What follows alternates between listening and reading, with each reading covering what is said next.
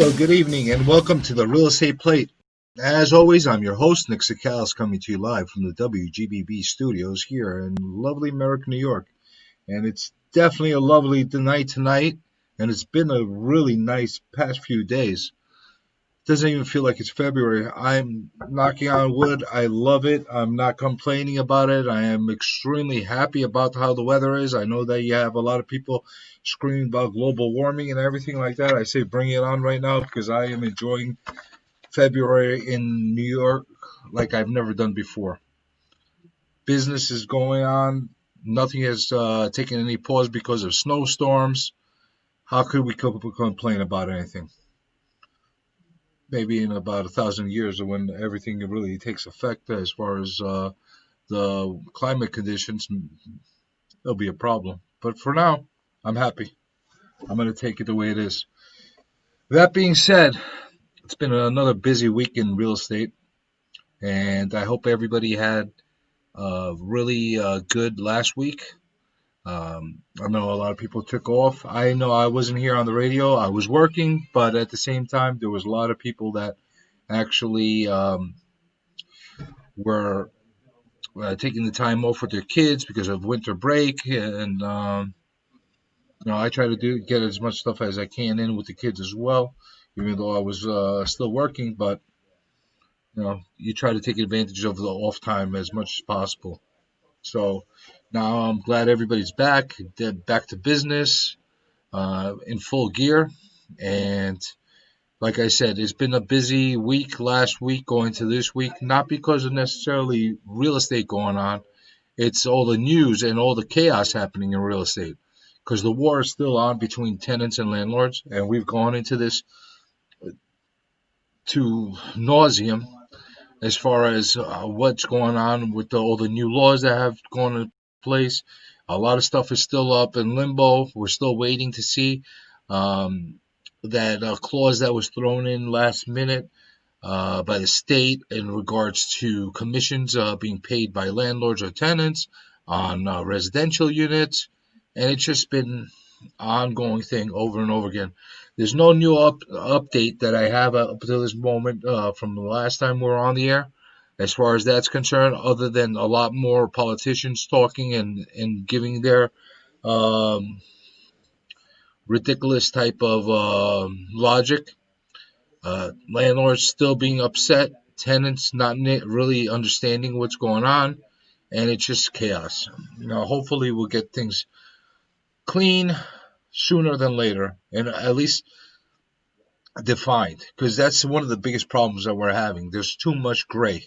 There's all this gray area where a lot of the parties on both sides don't really understand where they're sitting, and it's tough. It's very, very tough.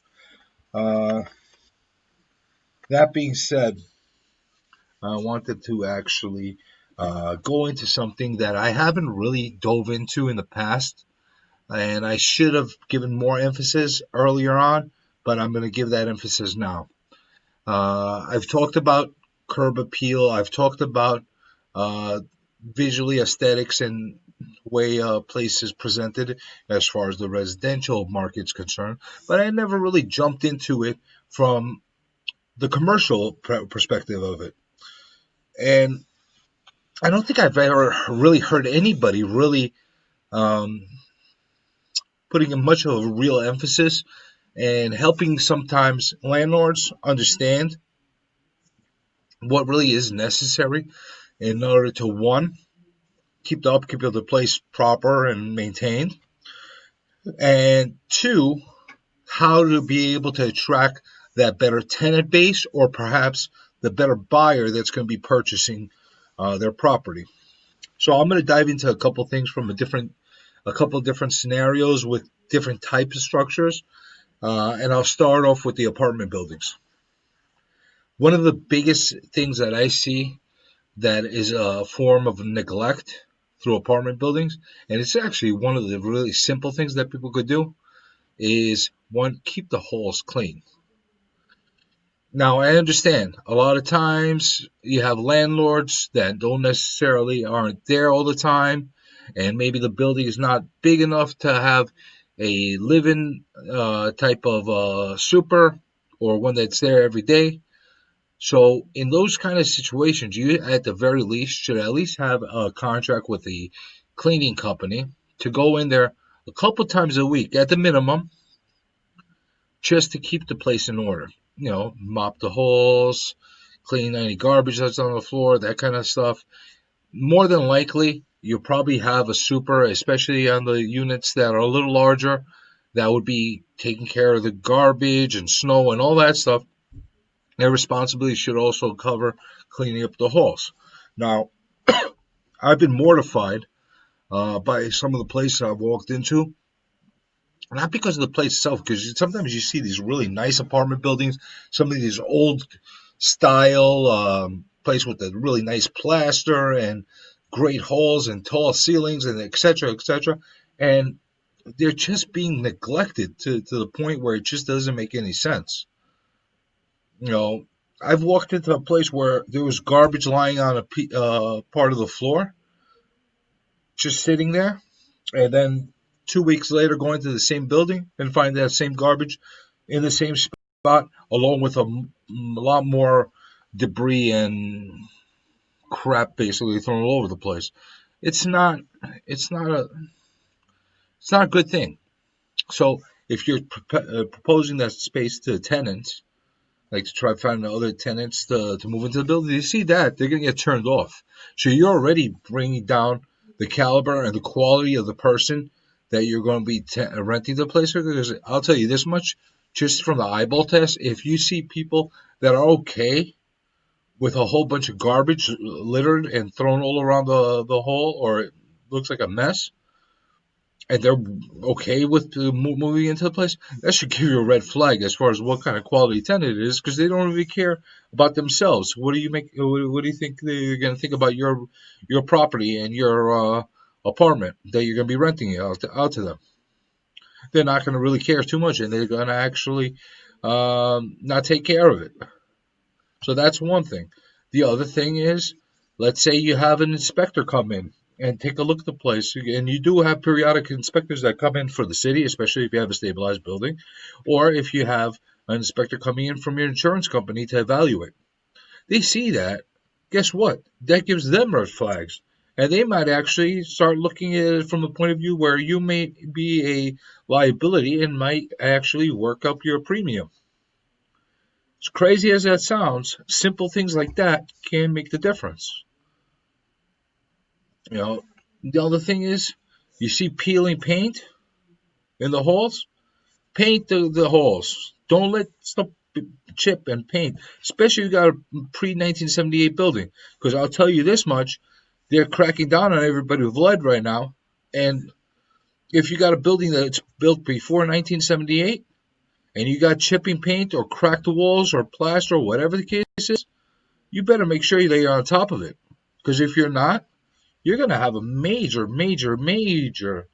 I emphasize this again, major issue if somebody makes a complaint about it. So make sure you're always on top of it. Stairs. If you see loose stairs or rails or anything like that, make sure they're always affixed and secured. You need to make sure that that's always a priority. One, it's a physical liability where you're actually in a hazard. And two, more than anything else, you're putting yourself in a position to be able to not make you're giving yourself an opening to have your tenants not happy. Think about it. Somebody goes up and down the staircase and walk up a building. They're not going to be happy about stepping on a stair that it keeps flopping around.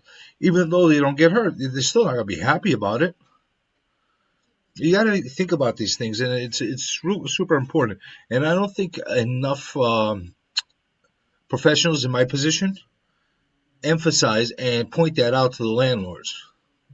I see a lot of times you have a lot of agents that take on a listing, like a 30-family apartment building or something like that, and they're just so happy to get a listing that they're not quick to be able to point out to the landlord of a few things that may or may not be an issue. They're just happy that they got the business, and they're not looking to actually protect them at that point or to help them improve the value of what they're selling.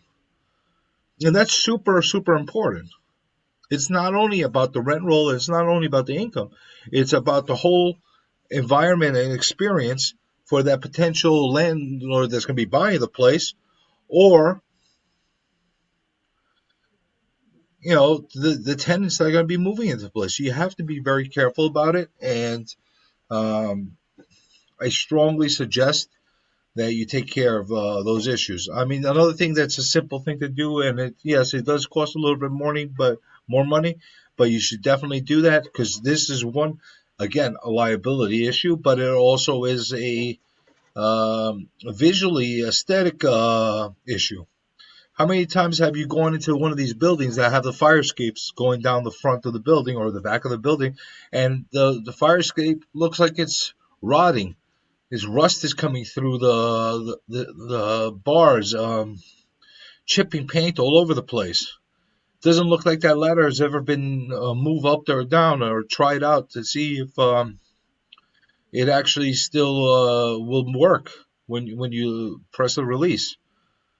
You're looking at the platforms on each individual fire escape level, and you're questioning whether, if you step on that grate, whether you'll fall through it or if it will hold.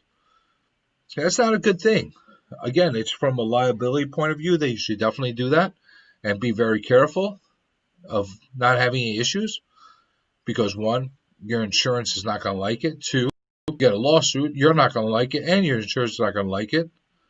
And then the other thing is, it looks really awful. It just looks horrible. And there's a big deal as far as ownership pride. And one thing for you to be in your own primary home, your residential home that you have pride in, and you live there and you're taking care of. Not that everybody does, but typically you get a little bit more of that happening on the people's primary homes than rather than their investment properties. But I tend to think of it from the same aspect as if it was your primary home. This is your investment. This is your livelihood in some cases.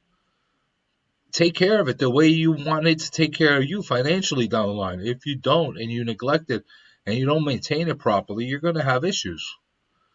And again, I'm just pointing out small little things that people should definitely pick up on and make a point of understanding. The psychology of the public perception, not necessarily only a potential buyer that would be buying that building, but the tenants that are coming in and out of that building, the ones that are potentially new tenants. It's a big deal. It's a really, really big deal. I used to manage a building that I had a big, big issue where people would line up the entire hall with shoes. And I understand that. Sometimes it's a cultural thing where people don't want to have their shoes inside the apartment. They need to have them outside. But here's the problem with that. It's a fire hazard. That's one thing.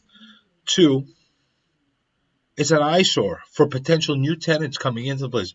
They're not going to want to move to a building that's lined up with shoes all up and down the halls. It's just, or you're actually opening yourself up to new tenants doing the same exact thing. And again, the bigger issue, one, it's an eyesore in itself, but the bigger issue out of everything else is the fire hazard. Marshal comes in there, fire inspector comes in there. Guess what? You got a problem. You're going to get a violation. You better clear those holes out. And now, because you've been allowing these tenants to do this for all this time, you're basically going to have a ongoing battle with them, of them putting them away, you leaving, them putting them back up, etc., etc. These are things that you need to be on top of as a landlord or a property manager, or make sure your super is responsible for them. And the one thing I will make a point of to landlords is you need to periodically walk your own properties. It's great to have a property manager. It's great to have a great super, but you should not go for extended periods of time without walking your own property and seeing what's going on. It's a major deal, and it's a thing that I see happen well too often, where people pass through months and months, sometimes a year or more, of not even walking into that property, and a lot of things could happen. A lot of things could happen in a week. Forget about a year. So you need to be on top of these things. You need to make sure that you're looking at everything um, from a business point of view, from a practical point of view, and from a human point of view. Because don't forget, you're renting out these buildings to human beings, and you want to treat them the same way that you want to be treated. So putting them in an environment that's hazardous or just disgusting, it's not a good scenario. But those are minor things that I could talk about as far as apartment building setups and being in there. And I could literally write multiple editions of a book just on that. But these are things that people need to have a little bit more of an understanding and to kind of be in tune with, especially if you're going to be a landlord. And now with all these laws that are taking effect and giving a lot more clout to tenants, being able to make more complaints about anything, even if it's frivolous. You don't want to give your tenants excuses to actually put a complaint in, even if it's a frivolous one. Be on top of your stuff. Make sure that your place is in order. And then even if they do make a frivolous complaint, they want to have a leg to stand on. It's tough. It's tough. The other thing I'm just going to make a quick note on, and that's something that I don't think enough people emphasize on. Check their carbon monoxide and smoke detectors that are in the halls and the common areas often.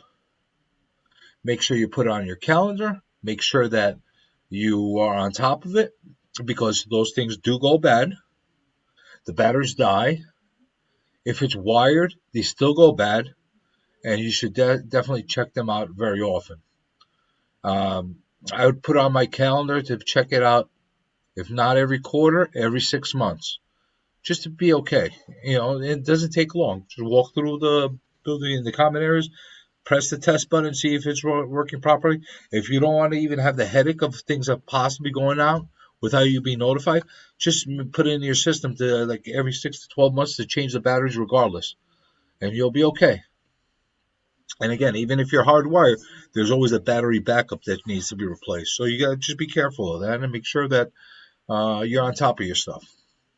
I'm going to switch it over a little bit into the office building kind of spectrum. So office buildings are a little different as far as how they need to be maintained. One, if you're in a professional space that's in, there's multiple categories of buildings, class A, B, C type of buildings. But the one thing that you have that's common throughout all these type of buildings is they all need to have a certain type of appearance to be able to get a certain type of professional to lease out that space. And I'm not getting into retail right now. I could get into retail a little later, but I'm talking about specifically office, and maybe I'll even throw in medical office type of spaces. So one of the things that is a major boo-boo on a lot of landlords cases is, and this does go close to what we were talking about with apartment buildings, is keeping it clean. You need to have somebody come in there a couple times a week at the minimum, just to keep the place clean. If you have common bathrooms, make sure they're cleaned up properly, that kind of thing. Don't leave it up to your tenants. I've had multiple situations where you got a little building, it has like 5, 6 little offices in it, and they put it into the leases that each tenant is responsible about the common area surrounding their entrance or whatever the case is. Guess what happens? They don't do it. Not the way they should be. Let's say you have a tenant that's not depending on foot traffic or clients coming to meet them, and they don't care what their appearance look like. They just want to get their job done and get in and out of their office every day. they don't care about the appearance. But then you have the other tenant that's down the hall that is dependent on those people that come in back and forth, and the appearance does make a difference to them. You need to make sure that if you're going to be running a building like that and owning a building like that, you need to make sure that all that stuff is taken care of by you. Don't depend on the tenants to take care of that. So if that means that it's going to be a cost that you're going to incur on top of whatever your expenses are at this point, prior to you leasing out the spaces, you have to figure out what that cost would be on a daily, weekly, monthly basis, yearly basis. Split it up accordingly between the percentage of space that each tenant is that's leasing, and either incorporate it into the direct monthly price of what you're leasing the space for, or add it on as additional CAM charges, which are common charges that are added on there. Usually, the most common forms of CAM charges include snow removal. They could include uh, maybe water. Maybe electric is usually one of the things that are covered that are in the common space, like the halls and the outside, that kind of a thing, and whatever everybody evenly uses. So that's one of the things that you would want to incorporate that, and cleaning could be one of those things that are included. Or you set up in a different way and absorb it. I mean, that's up to you as a landlord. How do you want to do it? But my thing is not how to do it, is just do it and make sure that you're covering yourself at the best possible ability of yours to give the best appearance to the building and the best experience for all your tenants. So another thing that I've seen a lot of times that is a this could apply to the apartment buildings too, is taking care of silly items, simple items like light bulbs. I can't tell you how many times I walk through halls and you have a row of multiple, hi hats or fixtures that are in a specific set of halls or staircase, whatever the case is, and half of them are out. Yes, there is just enough lighting for you to navigate and go through, but it's dark and it's dingy. And the other thing is, you don't even know if the place is clean or not because you're not getting enough light to see that. So if you have the fixtures and they're missing light bulbs or they're burnt out, have them changed. Make sure that whoever's handling the building is accountable to make sure that that's done. If you don't have a person like that that's accountable, you should be accountable every time you walk up and down your property. Whenever you're doing your property inspections, like I said, ideally you want to go there possibly like randomly check it out if you have the time, a couple times a month at the very least, or once a month at the very least, if not more often. But you force yourself to put yourself on a schedule to inspect your property as often as possible. You know, I try to get into the properties I manage at least once a week, just to walk through, even if it's a really quick walkthrough. Because I've been doing this for a while, I could definitely see things really quickly as far as things that might be wrong or things that need to be addressed. And that's, aside from the times where you're going there to specifically address a matter or an issue that's happening. But you want to, routinely make sure you're inspecting those places. So you see a light bulb that's not working, change it. Have a box or a crate of replacements right in your building if you have the storage. That way you don't have to run out and go buy a bulb every time you need one, especially if you know that they're all uniform, the same size. Get the same thing, pop it out on the spot, and be done with it. And that's the other thing that I'm going to make a point of letting everybody know. Most buildings have some kind of storage area or some type of little room or basement or attic or whatever they might have that you'll be able to store some things. Make sure you have all the essentials to the building stored away there. So if it's replacement bulbs, have them there. A set of basic tools like a screwdriver, pliers, wrench, whatever, ratchet set. Make sure you have it there. Unless you're not a hands-on kind of person, they can't do anything for the life of you by yourself, and your super doesn't do anything for you by themselves, and you have to hire everybody out, then you don't need that. But most people can actually do something as simple as changing a light bulb. Most people could do something as simple as if there's a loose screw or something to tighten it up. Simple stuff. So we went over the cleaning. We all went over minor things like light bulbs and stuff like that are being changed. But there's other things that are factored in too. Let's say you have a rickety front door where the front door lock is loose. That's something that I see very often. And that's going to happen in a lot of buildings because you're getting a lot of traffic and a lot of wear and tear on that hardware. Especially the bigger the units, the bigger the more amount of units that you have in that space, and the more traffic that goes through that concentrated form, you're going to have people that are messing up the locks. They're not doing everything. It's just one of those things. So you got to make sure you're on top of your stuff. You got to make sure that you're looking at everything from an angle and a perspective of not, I'm trying to save every single penny I can. I'm not doing a thing to the place unless I have to, unless it's completely broken.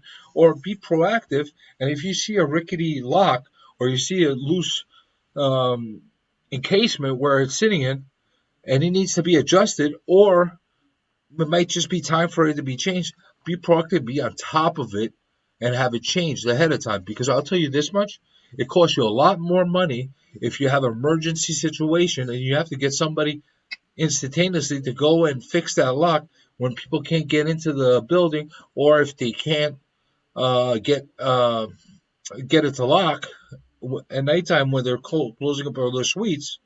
You're going to have an issue. You're going to have to get it. And guess what usually happens when you do emergency jobs? You pay more. Always.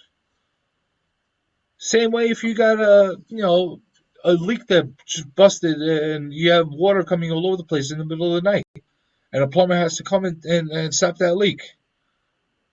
They're going to charge you. That's overtime. That's an emergency job. You're wanting immediate gratification or you want immediate results, you're going to pay for those immediate results. It's just how it works. So those are the things you want to look into. Another thing that is a relatively easy thing to do. Does cost you some money, but it's worth it in a lot of cases. A lot of times you see in parking lots around buildings, all the lines starting to wear, but the blacktop might be in good shape, or the asphalt, whatever your parking lot is made from, is in good shape, but the actual lines are worn, and you're starting to not see the separation between space and that kind of thing. If the parking lot is still in good shape, it might not be a bad idea to have the lines done over again, because one, like I said, it shows the tenants that you do care about the property and you do care about their experience as your tenant and wanting them to stay there as long as possible. The other thing is you're getting less issues with people fighting over spaces not being properly set up, less accidents because you have defined spaces, and people for some reason need those two lines to be able to get into the space properly, to use as guiding, or how much space to give between their doors, and etc. etc. It's just a good thing to do. It's good policy. And I'll say one more thing that is a really important thing, and it doesn't happen often enough. And this does not cost a tremendous amount of money. Yes, again, it does cost you money, but it does bring you a return as far as keeping a really good base of tenants and attracting new good tenants to come into the place. And that's power washing the building every so often. You don't have to do it every day, but maybe once a year. It could use a good power washing and get all that, black stuff that's just sitting there and caked on. And, I know there's buildings out there that people have never power washed. And these are relatively new buildings. You can see 10, 15-year-old buildings, but because they've never been properly maintained or washed or,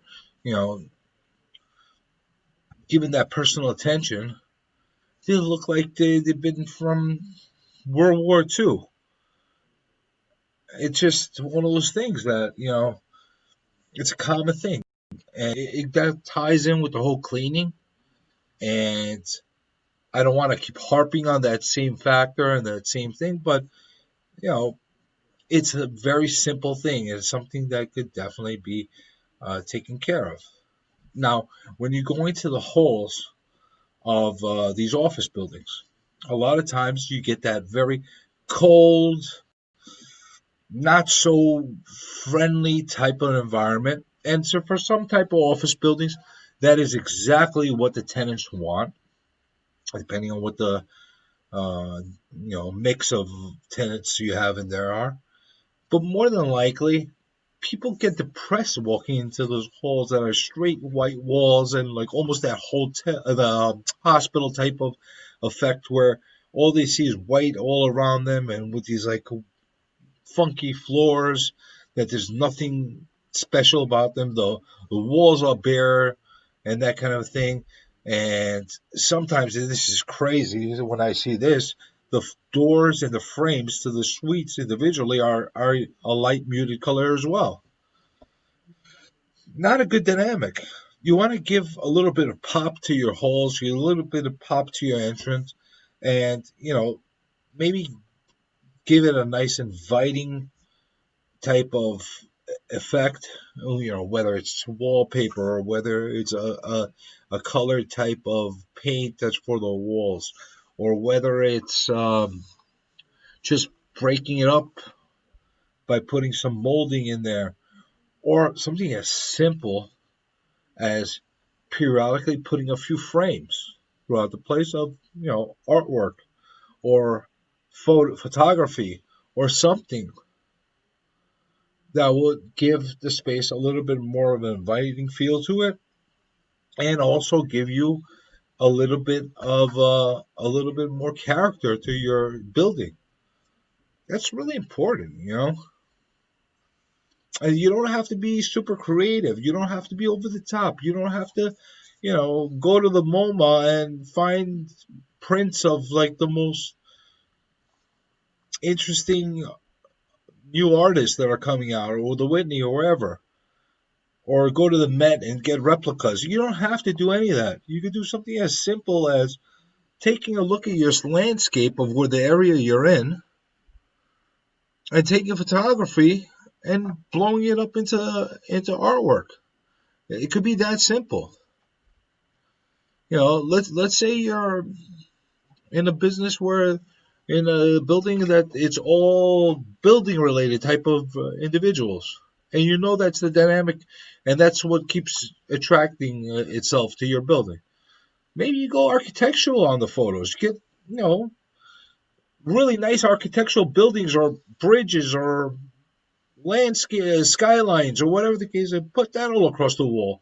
And now all of a sudden you got a cool dynamic, cool feel. You put a nice color on the walls, and all of a sudden the building has a feel to it that it never had before. And now the individuals that are in there, they're walking through the halls, going to their suites. They're looking at these pictures and they're getting hyped up, ready to get some business done. You're an architect, you're a builder, or whatever the case is. You're getting inspired by the stuff that you're seeing walking in there. Or the vacant suite goes vacant, and you're looking to find a replacement that would be a good fit with the rest of the building. That's going to help them make their decision. Obviously, the space has to work for them and the price and all that stuff, but you get what I'm saying.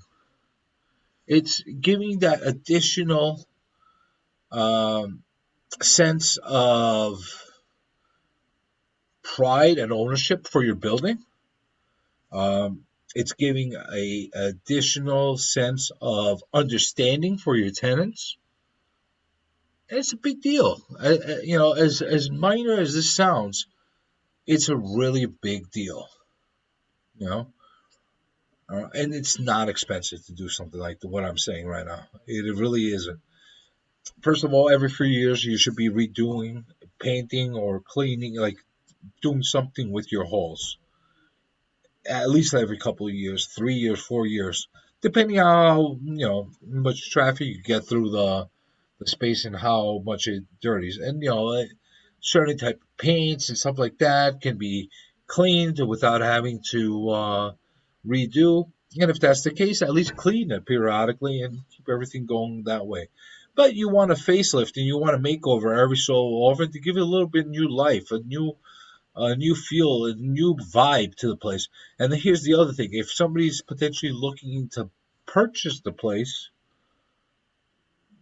you're going to stick out much more than that plain vanilla box that they just saw down the street that's competing with you on the sale. And there's nothing wrong with plain vanilla boxes if that's what you want. But if you're looking to get the most wow and biggest bang for your buck and biggest return, you don't want to offer just a plain vanilla box. You want to have some sprinkles on there and maybe sprinkle a couple nuts on there. That's basically what you're looking at. I mean, you have to be very mindful and um, very perceptive to what the trends are. And it applies to everything all across the board. It's not just apartment buildings, not just office buildings, retail. Retail. I can't emphasize how important it is. You got a strip center that you're sitting in getting, you're looking for tenants and you can't find a tenant, and for some reason you have a space that's been vacant forever, and you're not one of those landlords that are looking to keep it vacant forever. You're trying to actually get that space occupied, and for some reason or another they keep passing you by, and you're in a prime area. Why you keep getting passed by? Maybe it's the price. Maybe you're asking for too much. That's a possibility. But maybe it's not. Maybe it's just because your strip center or your shopping center is just tired. It's circa 1970. It's not something built for today. And there's things that you could do to give some life to it and give a different feel and pull in a different tenant that would give you maybe a little bit more cachet and maybe give you a little bit of a better tenant base. One, I've talked about parking lots before. If you have a parking lot that is deteriorating, obviously you're going to have to pave it or tar it, whatever it's made out of. Or if it's not, lines go a long way just to keep definition and get it cleaned up and that kind of thing. But let's start with the basic elements. What about signage? Let's say you have all these old signs that are just tired and ugly and, you know, they've been beat up for like 50 years. And when you put them on originally, that big billboard or that big directory that you have in the front towards the street looked really hot and it was right on target. And now people come drive by it, and it's like, oh my God, that's like falling apart. It's time to get it changed. Maybe get something that's backlit to give you a little bit of exposure at nighttime for people. Yes, this is all costly stuff, and it is stuff that will take effect on you financially, but it will give you a return. I promise you, if you go and upgrade stuff like that, it is the best bang for your buck that you get in these type of situations. Let's say you have a strip center that everything just looks discombobulated. You had a tobacco store that was there for years, and it was designed in the 60s. Like the storefront was designed in the 60s, and every single tenant after that has just taken the space and just strapped on a new sign on top of the same look space. Time to give it a facelift. Let's say you have a whole set of tenants, and every single tenant on that strip has a complete different look to their space. And yes, for some type of places that are larger and have a better that have a little bit more square footage, they could get away with doing that. But for most cases, those strip centers have a better look to them when they're all uniform. So if the building has a consistency of looking uniform throughout, and all you're really changing in each space is the signage from the outside, you go to a well kept strip center that has its proper signage on each individual retail section. And at the same time, you're looking at it and saying, wow, this looks orderly. It doesn't look discombobulated. I'm not having a hard time determining what each business is because you have signage that is well defined. And if you put certain type of ordinances or uh, restrictions on how the sign needs to be and size wise and et cetera, and you keep every tenant in line with being uniform with each other, you could have a really great thing going down the line. You ever go down some of those strip centers where you have a business that is known for a certain set of colors or whatever? Because I'll point out one that I drive by all the time. It's in a shopping center where the theme of it is um, green and silver, like a dark forest green with a silver type of writing. That's for the signage, and it's all across the platform on the entire shopping center. And you all of a sudden run across a Dunkin Donuts. Now, Dunkin Donuts, their colors are, I guess, brown and pink and orangey or something like that. Those are the kind of colors they have. Well, in this strip center, they are not allowed to have that bold type of Dunkin' Donuts type of thing, and they have to conform to the colors of that shopping center. And you know what? It worked out really good. Instead of having that multicolored DD that you see, it's a big silver DD that's sitting on that background, and it looks really good.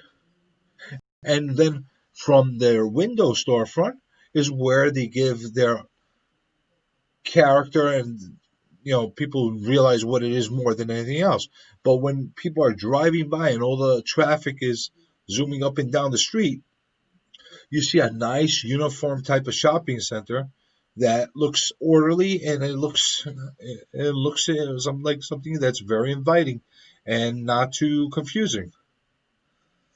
Now, does that work for everybody? No, it doesn't work for everybody. But these are just ideas and things that I'm trying to put out there for people to take another second look at their own properties and really understand what they have in their hands and how to get the most they can out of their investment. It's not rocket science. If you're not making the right income and price is not a factor, let's say you're underpricing everybody else and you're still staying vacant. That's going to give you some other kind of indication that there's something wrong going on. And usually what's wrong is hitting you right in the face. And because you're looking at the space every day and you're walking through it, or you absolutely don't care of the perception it has, you're neglecting everything. You're basically not doing the right thing for yourself, for your tenants, and ultimately for your pocket.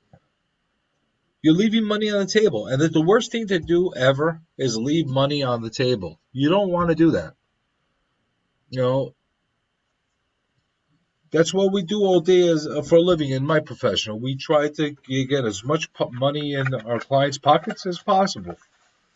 Just simple as that. And this whole conversation that I'm having right now is working. It's talking from a uh, landlord perspective point of view, a owner perspective point of view, and the professional that represents them.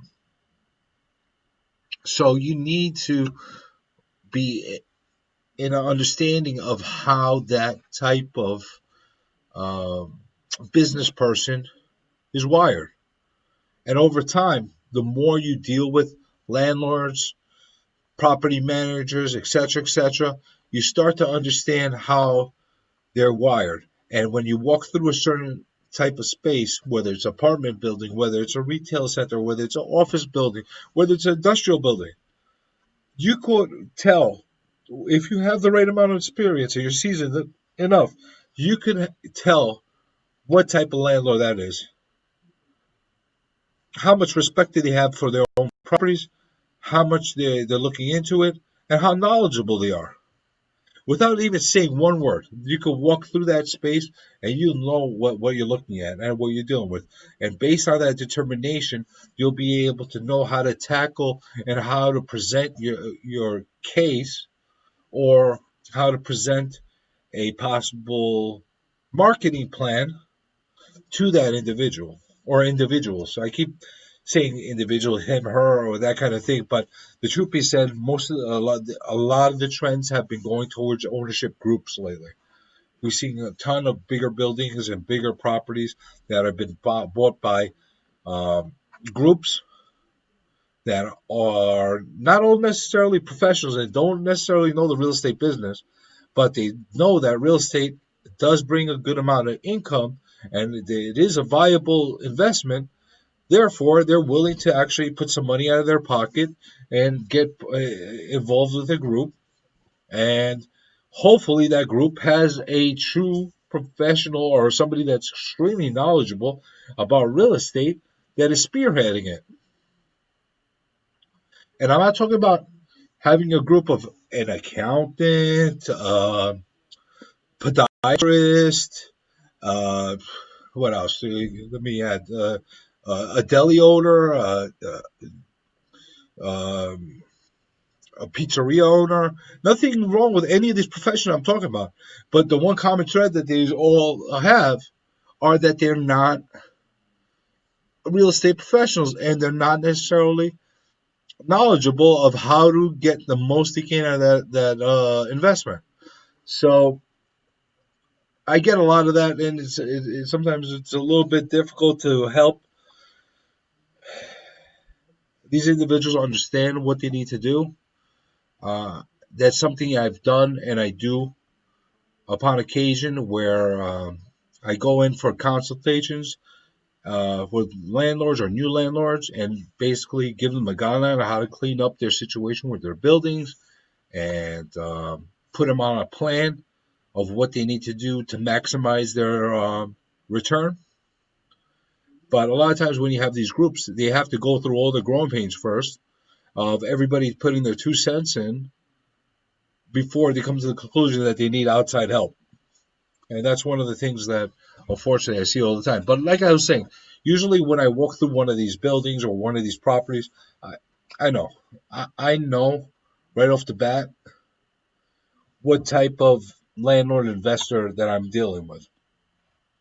And when I make that determination, it's very easy to address the focal points and ask the right questions. And usually the answers that I get is I didn't realize that.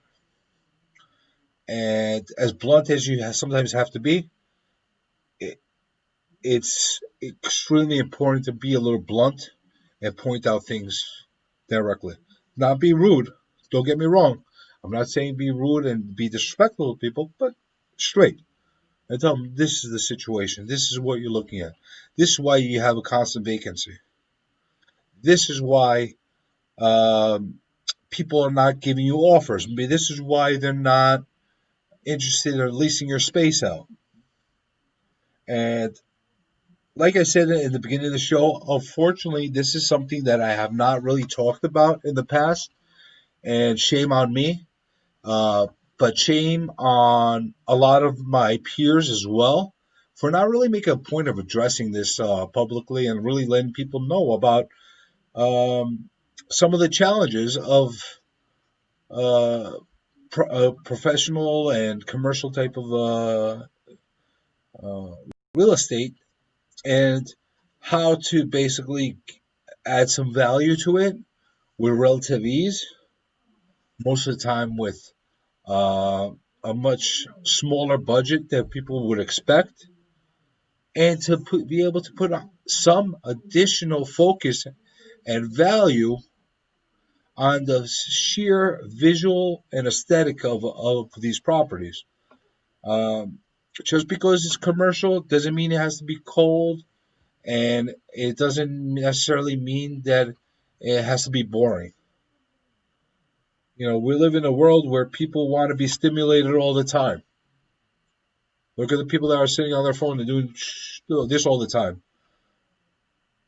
They want to be stimulated all the time. So what makes it any different when they're working through a space or working outside of a building that they wouldn't want to see something that stimulates their mind a little bit, keeps them intrigued, keep them interesting, leaves them something with some type of some significance or some type of impact that stays in their memory going forward. I'm not saying we're going to be doing groundbreaking things, and we're not going to be putting like uh, animatronics in there to remind it, which is not a bad thing if you have that type of model and that type of pockets to do that. Look at the city, all these sculptures that have been put out that are customized to their buildings. But I'm not even going to get into that.